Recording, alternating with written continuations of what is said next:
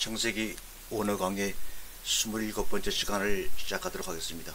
오늘은 노아의 제사에 대해서 심층도 있게 우리가 한번 말씀의 깨달음을 갖도록 해보겠습니다. 창세기 8장 20절에 보면 노아가 제단을 쌓고 모든 정결한 짐승과 모든 정결한 새 중에서 제물을 취하여 번제로 제단에 드렸더니 여호와께서 그 향기를 받으시고 중심에 이르시되, 이렇게 말씀하고 있습니다. 노아는 이 세상에서 자신의 가족만 살아남았다는 것에 대한 엄청난 감사가 있었습니다. 홍수로 심판하시는 것을 보고 노아는 하나님의 은혜를 받았다는 기쁨에 하나님 앞에 너무나 감사했습니다. 여기에 드렸더니 알라입니다. 이것은 사역형입니다. 히필 동사를 사용함으로 노아의 마음에 하나님께 입은 은혜가 너무 커서 감사의 제단을 쌓고 싶은 스스로의 마음이 생겨난 것입니다. 하나님이 시켜서 했다기보다는 노아의 마음에 감사가 넘쳐서 제단에 제물을 드린 것을 의미합니다. 여기 보니 그 향기를 받으시고, 이 받으시고라는 말이 르아흐입니다. 제가 르아흐라고 발음을 하는 여러분들은 생각이 떠올 것입니다. 우리가 영, 바람, 호흡할 때도 르아흐라고 발음합니다. 맞습니다. 자음도 발음도 같은 단어입니다. 근데 이 르아흐라는 단어는 히필 동사로만, 강조하는 히필 동사로만 구약에서는 쓰이고 사역 동사로 쓰이고 있습니다. 이 르아흐라는 말은 냄새를 맡다, 향내를 맡다, 숨쉬다, 불다, 이런 뜻을 가지고 있습니다. 또한 이것은 영이나 바람이라고 또한 얘기하기도 합니다. 아모스나 이사야에서 보게 되면 이 르아흐라는 단어를 즐거워하다, 기뻐하다로도 사용되고 있습니다. 이사야 11장 3절의 말씀을 읽어보면 그가 여호와를 경외함으로 즐거움을 삼을 것이며 할 때 이 즐거움이 바로 르아흐입니다. 이것을 여기서는 받으시고라고 번역을 했습니다. 또한 향기는 나니호아흐입니다. 이거는 진정시킴, 달램, 기쁘게 함, 평온케 함, 이런 뜻입니다. 이 말은 르아흐라고는 휴식하다, 쉬다라는 말과 레하흐, 냄새, 향기, 진정시키는 이 두 개의 단어가 합쳐져서 되었습니다. 여기서 사용한 단어를 분석해보므로 유추해낼 수 있는 것은 노아가 그 제사를 통해 자신의 심령을 다해 바쳤고 하나님은 노아의 심령을 받으셨다는 것을 알 수 있습니다. 노아의 심령 가운데 흘러나오는 향기를 흡양하셨다는 것입니다. 이것은 그 제사를 통해 하나님이 그토록 바라시던 하나님과 노아 사이에 온전한 안식의 관계가 회복된 것을 알 수 있습니다. 제단으로부터 흘러나온 향기가 하나님을 진정시키고 기쁘게 하였다는 것을 통하여 알 수가 있습니다. 여호와 하나님께 노아가 드린 제물을 맡으시고 그 향내에 취하셔서 너무나 기뻐하셨습니다. 노아의 진실된 감사의 제사를 받으셨습니다. 여기서 히필의 해석은 하나님께서 직접 노아의 제사를 받으시고 스스로 만족하신 것을 히필 동사로 표현한 것입니다. 하나님은 모든 죄악된 인간들이 다 죽고 나서 첫 번째 드린 노아의 제사에 흠뻑 취해 계시는 것입니다. 이렇게 하나님이 기뻐하시는 제사를 받아보시지 못했기 때문에 하나님은 너무나 노아의 제사를 기뻐하셨습니다. 여기서 남성 동사를 사용한 것은 노아의 제사를 마음에 흡족해 하신 것을 의미합니다. 위에서 사용된 향기와 맡으시고 두 개의 동사는 모두 와우 개수법을 사용하므로 노아가 방주에서 나와 즉시로 하나님께 번제를 드렸고 하나님께서도 노아의 제사를 즉시로 받으시고 향기를 맡으신 것을 알 수 있습니다. 또한 사역 동사로 맞대응하신 것을 알 수 있습니다. 우리들도 하나님의 마음에 흡족한 예배를 드려야 합니다.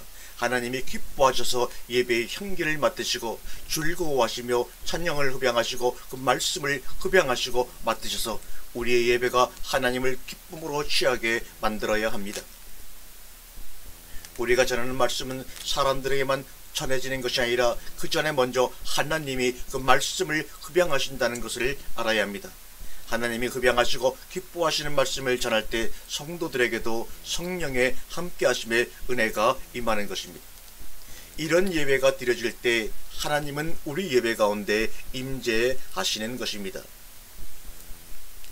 인간들만 기뻐하고 찬양을 해도 인간들만 즐거워하는 예배는 안 됩니다. 말씀을 전해도 인간의 귀만 즐겁게 하는 말씀의 선포는 아니 됩니다. 먼저 하나님이 그 말씀의 향기에 취하도록 해야 합니다. 하나님이 기뻐하시는 말씀의 선포는 하나님이 들으시고 냄새를 맡아보시고 썩은 냄새가 나는 말씀이 아니라 향기가 나는 말씀, 예수님의 피의 복음이 하나님을 기쁘게 하고 아름다운 냄새를 나게 하여 하나님이 이 냄새에 취하실 수 있도록 만들어야 합니다. 노아의 제사는 하나님을 취하게 만들었습니다. 하나님을 기쁘고 즐겁게 만들었습니다. 이 상태를 노아는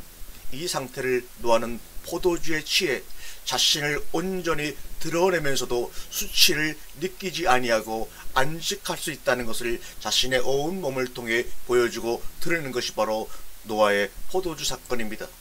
하나님의 기쁨이 나의 안식입니다. 이런 표현을 온몸으로 퍼포먼스하고 있는 것입니다. 또한 문장에서 내가 다시는 저주하지 아니하리니, 저주란 단어를 가랄, 특별히 피엘 동사로 강조했습니다. 이 말은 하지 않다, 시시하다, 보잘것없다, 가볍다, 빠르다 이런 뜻입니다. 다시 말하면 이제는 다시는 너희를 시시하게 보거나 보잘것없다고 보거나 가볍게 보거나 하찮게 보지 않겠다는 말입니다. 아니하리니 야사프, 이거는 하나님이 그렇게 일을 하신다는 사역동사를 쓰고 있습니다. 이 말은 더하다, 증가하다, 다시하다 이런 말입니다. 그래서 저주하지 아니하리를 원문 그대로 우리가 직역을 하면 땅을 하찮게, 시시하게, 다시는 절대로 보지 않겠다는 의미입니다. 저주하지 않겠다고 강조하시고 다짐하시는 모습을 우리가 볼 수 있습니다. 누가요? 하나님이 말입니다. 여기서 우리는 하나님의 마음이 얼마나 기쁘셨는지 알 수 있습니다. 이렇게 예배는 화가 난 하나님의 마음을 눈 녹듯이 녹게 하는 힘이 있습니다. 예배를 통하는 것 외에는 이런 일이 일어날 수가 없습니다. 이렇게 우리가 드리는 예배가 중요합니다. 너희들의 하는 짓이 어려서부터 악할 뿐이지만 그래도 나는 이제부터 너희들을 시시하게, 하찮게, 가볍게 보지 않겠다는 것입니다. 하나님의 진노도 사라지게 하는 엄청난 심의가 있는 것이 바로 예배입니다. 하나님은 노아의 제사를 통해서 감동받으시고 인간에게 절대 물로 심판하지 않겠다고 약속하셨습니다. 우리의 예배도 하나님의 마음을 흡족하게 하고 마른 땅에 단비가 내리듯이 이 세상의 모든 사람들이 타락의 길을 걸어가고 하나님께 영광을 돌리지 않는 상황에서도 나는 오직 하나님께 영광된 예배를 드리면 하나님이 단비를 맞으시듯 하나님이 향기에 취하듯이 하나님의 마음이 흡족해지는 것입니다. 이럴 때 우리에게 참 안식이 주어지는 것입니다. 세상이 빼앗을 수 없는 안식을 말입니다.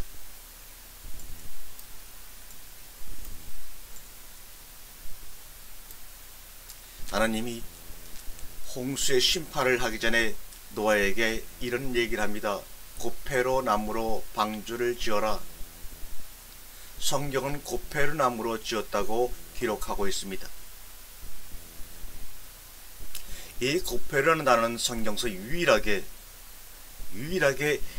여기에서만 한 번 등장하는 단어로 다른 고대 긍동 언어에서도 그 비슷한 동적어를 찾아볼 수 없는 특이한 단어입니다.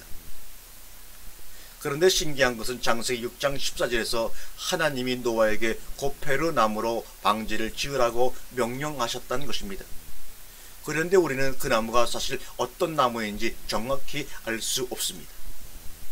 그렇게 하신 하나님의 의도가 있지 않을까요? 그렇다면 그 이유는 무엇입니까? 세상에 어떤 나무로 방주를 지어도 인류를 심판할 홍수를 지탱할 만한 배를 건조할 나무는 없습니다. 그러므로 무슨 나무로 지었는가가 중요한 것이 아니라 오직 하나님의 은혜로 방주가 홍수를 견딘 것이지 배의 과학적인 구조나 재질 때문에 아닌 것이라는 것을 지금 하나님께서는 말씀하고 계신 것입니다. 더군다나 그 당시는 배라는 의미도 제대로 이해하기 어려운 시기가 아니었는가. 지금의 첨단 과학으로 건조한 배라도 다시 그러한 홍수가 난다면 견딜 수 있는 배는 없고 앞으로도 그러한 배를 건조한다는 것은 불가능하다고 전문가들은 증언하고 있습니다. 하나님은 노아에게 물로 임할 심판을 대비해 고페르 나무로 방주를 지으라고 명하시면서 노아에게 이 홍수 심판을 통해 이루고자 하시는 깊은 하나님의 의도를 고페르라는 단어를 사용하심으로 노아에게 전하신 것입니다. 이 고페르라는 단어를 파자해 보게 되면 히브리어 3개의 자음을 가지고 이루어진 단어입니다. 첫 번째는 기멜, 이 기멜은 낙타, 옮김 이런 뜻입니다. 두 번째 페, 이것은 입을 얘기하고 말하다 이런 말입니다. 그 다음에 로시, 이것은 머리, 시작, 잉태, 창조 이런 뜻을 가지고 있습니다. 이 3개의 의미를 우리가 한번 조합해서 문장을 만들어 보면 이런 뜻입니다. 하나님이 노아를 죄악된 세상으로부터 옮기셔서 입을 열어 말씀하심으로 새롭게 세상을 시작하셔서 구원받을 자녀를 낳겠다는 하나님의 의도를 우리에게 지금 고페르라는 나무를 통해서 말씀하시고 계시는 것입니다. 그러므로 다른 사람은 몰랐어도 노아는 이러한 하나님의 의도를 알았기에 120년간의 긴 기간이 그에게는 고난이자 수치가 아니라 기쁨이요 감사요 그 자체였던 것입니다. 자신 같은 부끄러운 사람을 택하시어 하나님의 의도를 미리 말씀해 주시는 하나님, 이것은 생각만 해도 감당할 수 없는 사랑이요 최고의 축복이요 은혜가 아니겠습니까?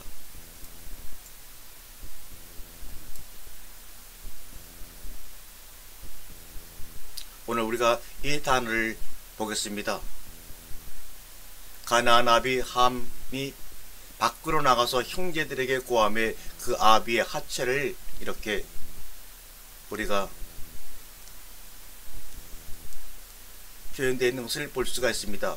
와야게드, 옐바트, 이 고함에 이것은 히필 사역동사입니다.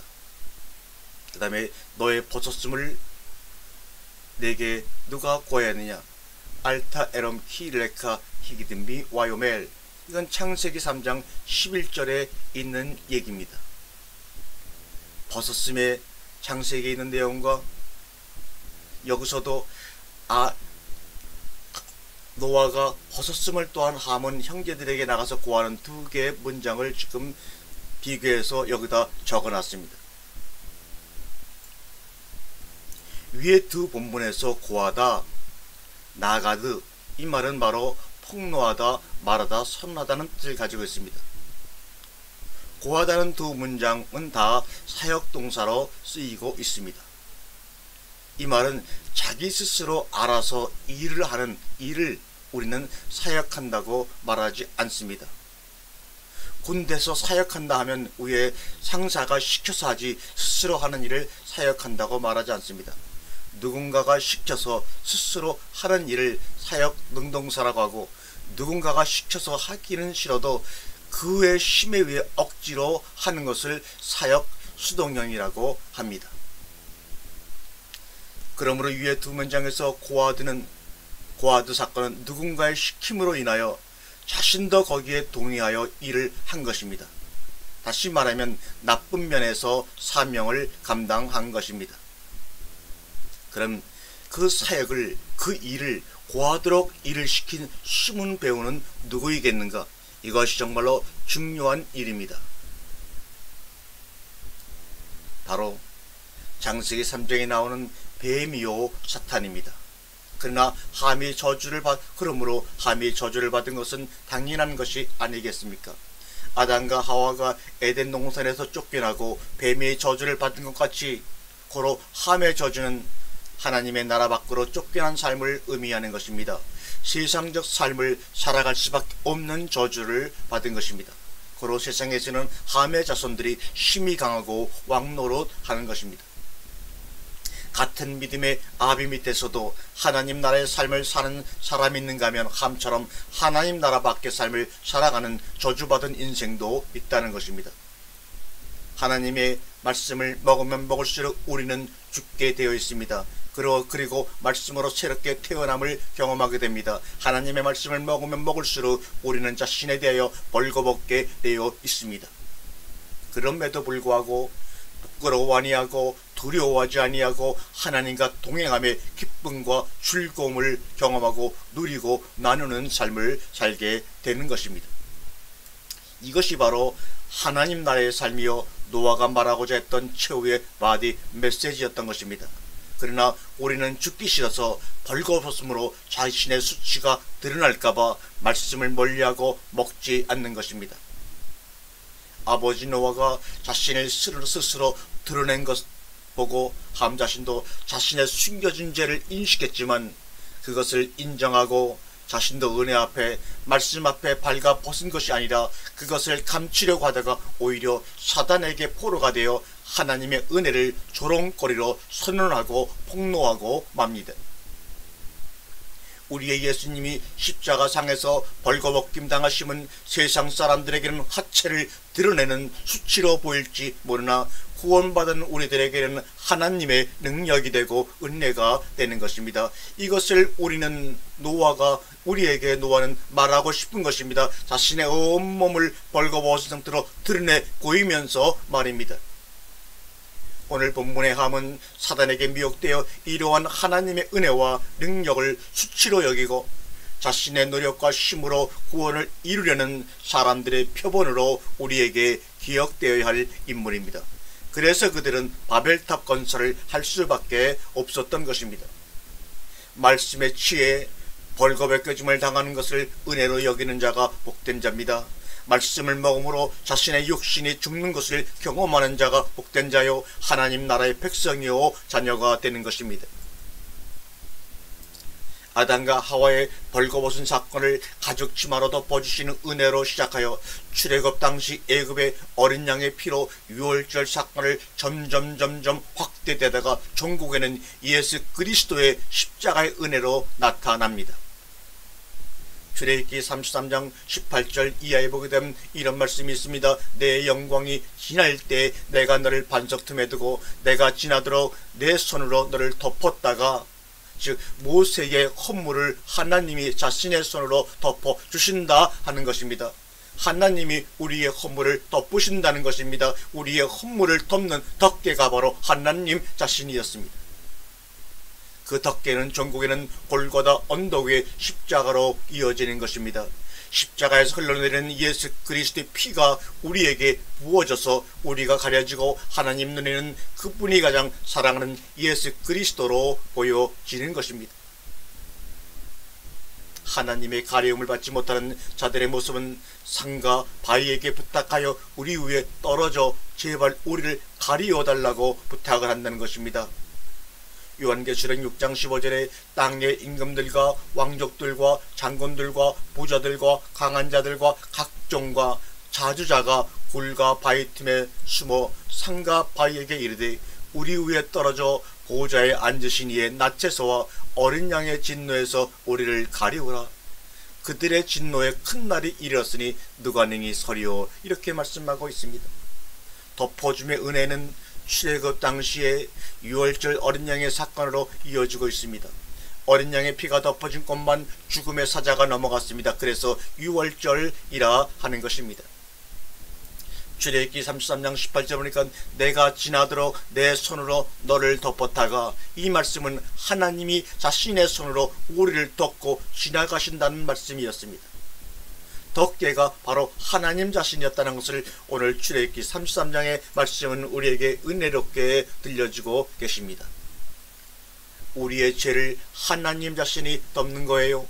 그 덮개는 마침내 골고다 언덕 위의 십자가로 이어지는 것입니다. 그 십자가에서 흘러내리는 피가 우리를 덮으셔서 우리가 가려지고 하나님의 눈에는 가장 사랑하시는 예수 그리스도의 모습으로 보여지는 겁니다. 모든 죄를 덮으시고 품어 건져낸 방주는 바로 예수 그리스도를 의미하는 것입니다. 우리는 항상 예수 그리스도의 은혜로 가리워져야 합니다. 그것을 덮어줌의 은혜라 합니다. 로마 4장 6절 이하를 보게 되면 일한 것이 없이 하나님께 의로 여기심을 받는 사람의 행복에 대하여 다윗의 말한 바 그 불법을 사하심 받고 그 죄를 가려심 받는 자는 복이 있고 주께서 그 죄를 인정치 아니하실 사람은 복이 있도다. 이것이 바로 방주와 홍수의 이야기입니다. 이사야 59장 6절에 그 짠 것으로는 옷을 잃을 수 없을 것이요 그 행위로는 자기를 가리울 수 없을 것이며 그 행위는 죄악의 행위라. 그 손에는 강복한 행심이 있으며 그들은 평강의 길을 알지 못하며 우리의 의와 행위는 거미줄로 가려진 옷이다. 그러므로 너희는 예수로 옷을 입어라. 의의 옷을 입어야 한다. 그것을 은혜라 합니다. 가리움을 받지 못하는 사람은 어떻게 세상을 살아갑니까? 요한계시록 6장 15절에 땅의 임금들과 왕족들과 장군들과 부자들과 강한 자들과 각종과 사주자가 굴과 바위 틈에 숨어 산과 바위에게 이르되 우리 위에 떨어져 보좌에 앉으신 이의 낮에서와 어린 양의 진노에서 우리를 가리우라. 그들의 진노에 큰 날이 이르렀으니 누가 능히 서리오 하더라. 이렇게 그들은 살 수밖에 없습니다. 창세기 7장 1절에 보면 온 집은 방주로 들어가라 해서 킹 제임스 영어 번역은 들어가라고 하지 않고 into라는 영어를 썼습니다. 들어오라고 번역이 되어 있습니다. 그럼 히브리 원어로 들어가다는 보입니다. 보도 들어가다는 뜻보다는 들어오다라는 의미로 더 자주 쓰였으며 문맥상으로 봐도 들어와라는 번역하는 것이 맞습니다. 온 집은 방주로 들어오라. 들어가라 하면 하나님께서 우리와 함께 하지 않는 것 같은 뉘앙스를 느낄 수 있으나 들어와라는 본인이 먼저 들어가셔서 내 안으로 들어오기를 기다리시는 함께 하시는 하나님을 느낄 수 있습니다. 여기서 한번 생각해 보면 창조의 하나님이신데 하나님이 단번에 멋진 방주를 만들어서 여기에 탈 사람 다 타 하시지 그 노아 할아버지에게 120년간이나 짓게 하셨을까요? 짓궂으시게 말입니다. 아니면 노아를 고생시키려고요? 아니면 노아를 세상에서 바보 만들려고요? 아닙니다. 노아를 위해서입니다. 우리를 위해서입니다. 노아가 120년간 방주를 지으면서 한 번도 원망을 안 했을까요? 포기하고 싶지 않았을까요? 왜 하필이면 내가 이것을 해야 돼? 나에게 왜 이러한 일이? 우리도 신앙생활을 하면서 그렇지 않아요? 그러나 그럼에도 불구하고 가고 있잖아요. 방주를 지었잖아요. 그러나 하나님은 그러한 불평과 불만 속에서도 노아로 하여금 방주를 완성하도록 하신 겁니다. 이 가정 속에서 하나님의 신실하심과 그 약속을 이루어내시는 하나님을 우리는 배워가는 것입니다. 그래서 방주를 다 짓고 난 뒤 하늘에 햇빛이 쨍쨍 내리쬐는데도 그 말씀을 믿고 자기 발로 걸어 방주에 들어가는 겁니다. 방주 짓기는 바로 우리 신앙의 여정을 의미하고 있습니다. 디도서 2장 12절에 우리를 양육하시되 경건치 않은 것과 이 세상 정욕을 다 버리고 근신함과 위로움과 경건함으로 이 세상에 살고, 고린도서 5장 10절에 그런즉 누구든지 그리스도 안에 있으면 새로운 피조물이라 이전 것은 지나갔으니 보라 새 것이 되었도다. 모든 것이 하나님께로 났으니 저가 그리스도로 말미암아 우리를 자기와 화목하게 하는 직책을 주셨으니 이는 하나님께서 그리스도 안에 계시사 세상을 자기와 화목하게 하시고 저희의 죄를 저희에게 돌리지 아니하시고 화목하게 하는 말씀을 우리에게 부탁하셨느니라. 로마서 5장 18절에 그런즉 한 범죄로 많은 사람이 정죄 잃은 것 같이 의의 한 행동으로 말미암아 많은 사람이 의롭다 하심을 받아 생명에 이르렀느니라. 한 사람의 순종치 아니함으로 많은 사람이 죄인 된 것 같이 한 사람의 순종하심으로 많은 사람이 의인이 되리라. 요한복음 13장 34절에는 새 계명을 너희에게 주노니 서로 사랑하라. 내가 너희를 사랑한 것 같이 너희도 서로 사랑하라. 너희가 서로 사랑하면 이로써 모든 사람들이 너희가 내 제자인 줄을 알리라고 말씀하고 있습니다. 또한 요한복음 15장 9절에 보게 되면 비슷한 말씀이 나옵니다. 잠언 10장 9절에 보면 헌물을 덮어주는 자는 사람을 구하는 자요 그것을 거듭 말하는 자는 신한 벗을 이간하는 자니라고 말씀하고 있습니다. 노아 홍수는 예수 그리스도의 십자가의 예표입니다. 창세기 9장은 노아 홍수의 마지막 장입니다.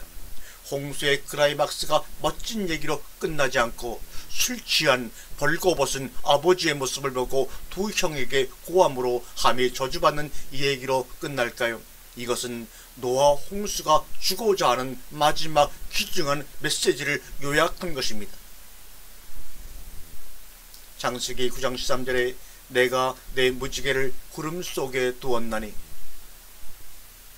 무지개라는 히브리어 케세트는 콧이라는 구부리다라는 단어에서 유래가 되었습니다. 다시 말하면 우리가 쏘는 활을 의미합니다. 무지개는 활인데 그 무지개가 어디를 향하고 있어요? 하늘을 향하고 있습니다. 이들은 어떠한 경고나 위협에도 변하지 않는 자들이기 때문에 하나님 자신이 활을 맞고 우리를 건져 주시는 겁니다. 그게 바로 무지개입니다.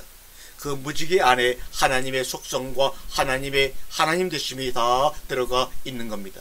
그 무지개 삶의 원리가 바로 하나님 나라의 삶의 원리인 십자가의 삶의 원리인 것입니다. 무지개는 예수 그리스도의 모양입니다. 창세기 9장 16절에 무지개를 보고 영원한 언약을 기억하리라고 얘기하고 있습니다. 또한 요한계시록 4장 2절에 또 무지개가 있어 에스겔서 1장 28절에 그 사면 광채의 모양은 비오는 날 구름에 있는 무지개 같으니 이는 여호와의 영광의 형상의 모양이라. 내가 보고 곧 엎드려 그 말씀하시는 바 음성을 들으니라. 무지개는 구름과 빛이 합쳐져 만들어진 합작품입니다. 구름은 하나님의 영광의 현현을 나타내는 것에 많이 쓰였습니다. 구름은 홍수를 쏟아 부은 주체입니다. 그런 무시무시한 심판의 하나님이지만 그 속에 하나님의 은혜가 숨어 있다는 것입니다. 구름과 빛하면 생각나는 것이 있습니다. 바로 불기둥과 구름기둥을 우리는 순간적으로 떠올릴 수가 있습니다. 창세기 9장 16절에 하나님이 무지개를 보시고 언약을 기억하시니, 즉 무지개는 바로 예수 그리스도를 상징합니다.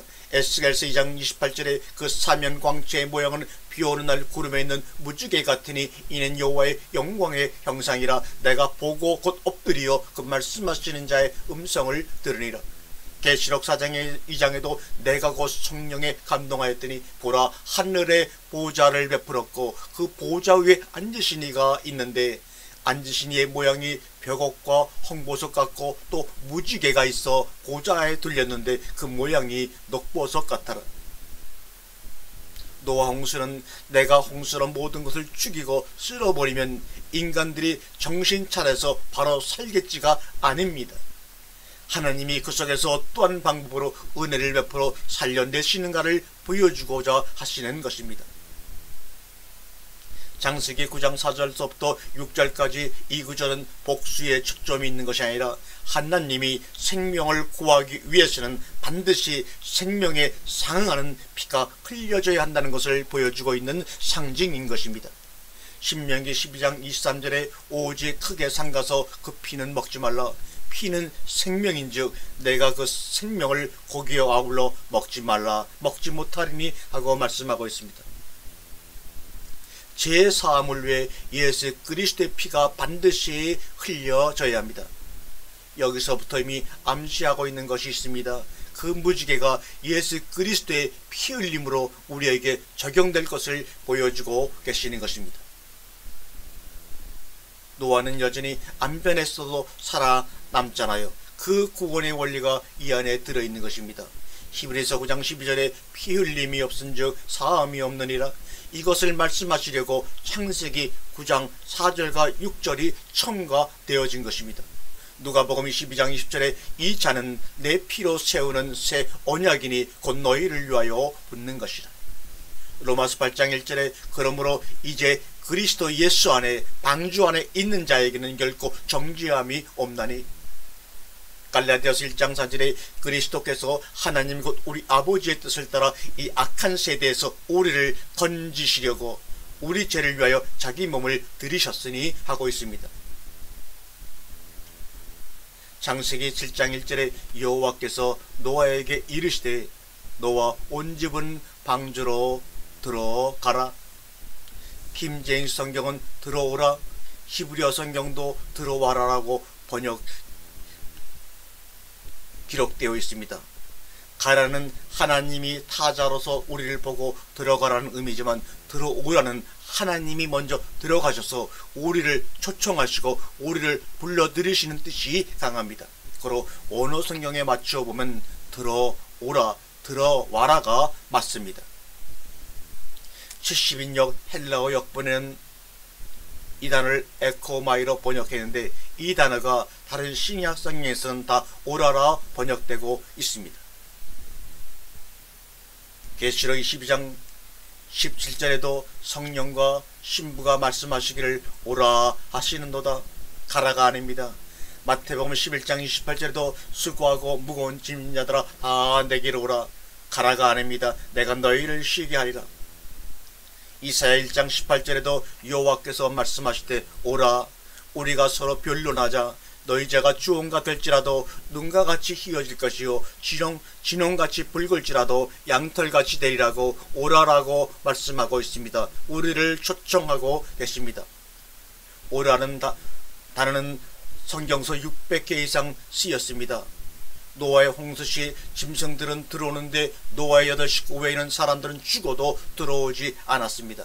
그때와 마찬가지로 지금도 사람들이 안 들어오니 하나님이 은혜를 베푸시어 방주 안으로 우리를 밀어 넣으십니다. 중요한 것은 하나님의 은혜로 말미암아 방주에 밀려 들어간 사람들은 반드시 순종의 행위가 동반된다는 사실입니다. 노아는 자기 발로 걸어 들어갔습니다. 하나님은 단숨에 더 멋있고 안전하게 방주를 만드실 수 있으나 노아에게 120년간 짓도록 하신 이유가 무엇입니까?